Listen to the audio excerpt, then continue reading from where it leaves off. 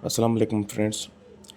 आज हम use of correct English with language rules एक टॉपिक है जिसको हम डिस्कस करेंगे।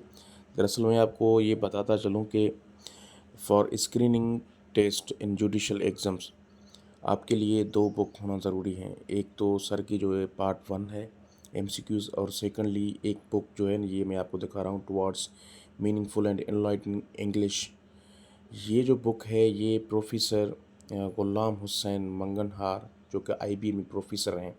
आपके तमाम तर जो भी इंग्लिश पोर्शंस के पेपर हैं वो सर ही निकालते हैं, तो उन्होंने लिखा है आप ये भी परचेज़ कर लें। तो हम topic by topic with convenience of my time ये हम डिस्कस करते जाएंगे। अब कुछ ऐसे अल्फाज हैं जिनकी मीनिंग ऑलमोस्ट सेम है, बट अगर हम उनकी यूजेज को देखें तो they are almost different. IBM में भी आपको यही क्वेश्चंस आएंगे। अब दो अल्फाज हैं जो आपने अमूमन पढ़े होंगे, सुने होंगे। एक है वांट एंड सेकंडली है लाइक। अब अगर देखा जाए तो इनकी मीनिंग ऑलमोस्ट सेम है। वांट मीन्स पसंद करना, लाइक मीन्स पसंद करना, किसी को चाहना। अब अगर हम इसकी इंग्लिश में यूजेज देखें तो ये इस तरह से होगा। अब जो वांट है, वांट का मीनिंग है नीड ऑफ समथिंग, किसी चीज़ की ज़रूरत, किसी शख्स का ज़रूरत। ठीक है। लाइक जो है वो उसका मीनिंग ये है कि टू एन्जॉय समथिंग, किसी चीज़ को एन्जॉय करना। एक चीज़ ऐसी होती है जिसको आप एन्जॉय नहीं करते, जो आपकी ज़रूरत है।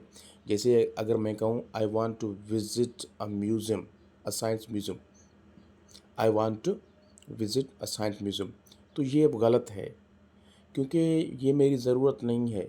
हम लाइब्रेरी जाते हैं, स्कूल जाते हैं, यूनिवर्सिटी जाते हैं या म्यूज़ियम जाते हैं टू एन्जॉय समथिंग। वहाँ पे बुक्स हम पढ़ते हैं, वहाँ पे कुछ हम देखते हैं नई चीज़ें। तो यहाँ पे वांट के बजाय हम अगर कहें I like to visit a science museum, I like to visit a new library, I want to visit high court, तो फिर ये आपका सेंटेंस सही होगा, आई लाइक। ठीक है ना। वांट की जो मीनिंग है वो है नीड ऑफ समथिंग। आप सोचें ना, आपकी ज़रूरत तो नहीं है, मजबूरी में जो चीज़ ज़रूरत होती है वो मजबूरी में हम लेते हैं। फॉर एग्ज़ाम्पल अगर मैं कहूँ I want some medicine, this is my need, ये मेरी ज़रूरत है क्योंकि ये एक मजबूरी है, मुझे मेडिसिन लेने हैं। I want to study, this is not my need, this is not compulsion upon me. I like to study means I enjoy while studying. उसके बाद clean and neat. Clean and neat means ये एक phrasal word है जिसको हम गलत use करते हैं, मिस यूज़ हम इसको करते हैं। ये clean and neat is not a proper word, is not a correct word, but it is a neat and clean. Neat and clean ये जो है ये एक प्रॉपर लफ्ज़ है और सही लफ्ज़ है।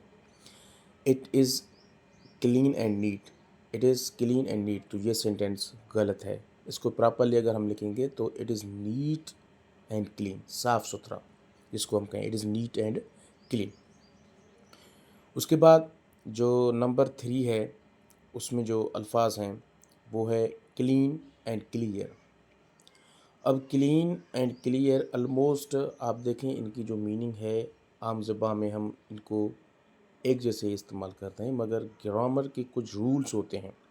Because grammar is key to rules, if you do not follow the rules, if you do not put the proper word on its proper place, you will fall. तो लैंग्वेज को खूबसूरत बनाने के लिए, लैंग्वेज को सही बनाने के लिए we must follow some rules. Now clean and clear, the highway was clean. अब क्लीन हम वहाँ पर इस्तेमाल करते हैं जहाँ पर कोई गंदगी ना हो। द हाईवे वॉज क्लीन, तो हाईवे की हम जो बात कर रहे हैं यहाँ पे हम का कर रहे हैं कि हाईवे साफ़ है, मतलब यहाँ पे कोई गाड़ी वगैरह नहीं है, यहाँ पे कोई भीड़ वगैरह नहीं है, यहाँ की कोई रश नहीं है। ठीक है। I was in high speed because the highway was clear. Clear में मुराद वहाँ पर कोई एब्स्ट्रकल वगैरह, कोई रुकावट वगैरह, कोई रिस्ट्रिक्शन वगैरह नहीं थी। और क्लीन की माना जो है वो है मीन्स डर्टी जो ना हो, नॉट डर्टी।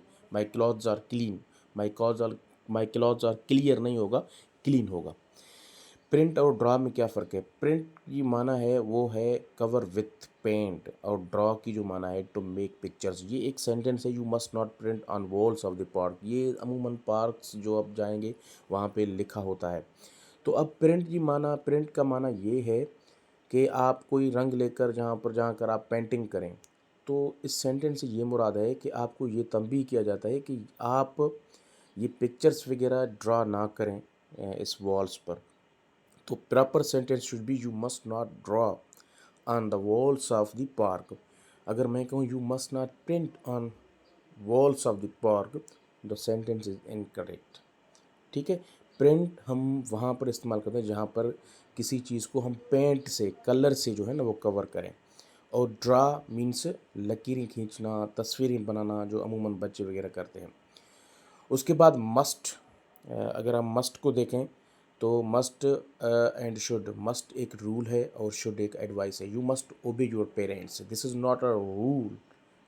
ठीक है, आप किसी को रूल नहीं बता सकते, this is an advice. You should, you can give someone a piece of advice, you should obey your parents, तो यहाँ पर शुड होगा। An advice, a piece of advice, an advice कभी भी नहीं होगा, आप यहाँ पर पीस ऑफ एडवाइस लगेंगे। ए और एन पे एक अलग सा लेक्चर मैं इंशाल्लाह बनाने की कोशिश करूँगा आप दोस्तों के साथ, वो हम समझेंगे कि ए और एन और द कहाँ पर लगेंगे। एन एडवाइस कभी भी नहीं होगा, a piece of advice, there are some words, particular words in English grammar, they take such like a piece of words and so on. School and the school, we are going to the school, you go to the school regularly. अब देखें जहाँ पर आप regular जाते हैं वहाँ पर आप द इस्तेमाल नहीं करेंगे। द पर्टिकुलरली हम वहाँ पर इस्तेमाल करते हैं जिस चीज़ को हम पर्टिकुलर बनाएं या कोई पर्टिकुलर चीज़ हो। अब ये याद रख लें, ठीक है ना। अब school, the school, we are going to the school, ठीक है ना। और जो अगर मैं कहूँ we are going to the school and we are going to school, अगर आप एक स्कूल है जहाँ पर रोज़ जाते हैं तो आप कहेंगे we are going to school. अगर आप एक स्कूल है जहाँ पर आप पहली बार जा रहे हैं, we are going to the school to meet the principal, we are going to the school. या अगर मैं कहूँ मैं अपने बच्चों के स्कूल जा रहा हूँ उस्ताद के मिलने के लिए, तो फिर आप वहाँ पर द इस्तेमाल करेंगे, because I am going for the first time.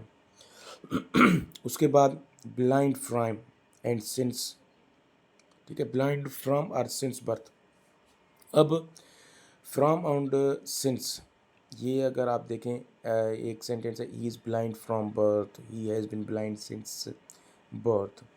अब जो सिंस है आपका और फार है, ये तो जो है ना कंटिन्यूस परफेक्ट टेंसेस में हम इस्तेमाल करते हैं for the purpose of time, time के लिए हम इस्तेमाल करते हैं। अब जो सेंस बर्थ है ये एक स्टार्ट ऑफ टाइम बता रहा है, सेंस ऑफ बर्थ मतलब पैदाइश से, ठीक है ना। फ्रॉम जो आप इस्तेमाल करेंगे वो एक डेस्टिनेशन का बता रहा है, एक पॉइंट का, एक डायरेक्शन का। फॉर एग्जांपल द गेट्स और कमिंग फ्रॉम कराची, नाउ कहाँ से आ रहे हैं, वो कराची से आ रहे हैं। ये एक सफ़र के बारे में, ट्रेवल के बारे में, एक आपकी डेस्टिनेशन के बारे में, स्टार्ट ऑफ डेस्टिनेशन जो पॉइंट है उसके बारे में फ्रॉम जो है ना आपको बताता है। सिंस जो है ना वो टाइम को बताता है, किस टाइम से, he has been blind since birth means पैदाइश से, एक टाइम आपको बता रहा है, ठीक है। See and seeing, are you seeing, आप याद रखें कि कुछ ऐसे वर्ड्स हैं जो कि आप कंटिन्यूस टेंस में यानी इंक फॉर्म में इस्तेमाल नहीं कर सकते।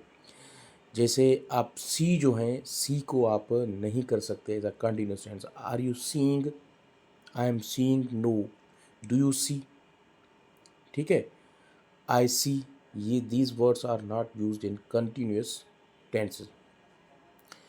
उसके बाद ब्रेकफास्ट, अब ब्रेकफास्ट, ठीक है। अब have a breakfast and have breakfast, ये अमूमन हम जो इस्तेमाल करते हैं यहाँ पर ज़ीरो आर्टिकल आएगा, ठीक है, ज़ीरो आर्टिकल आएगा।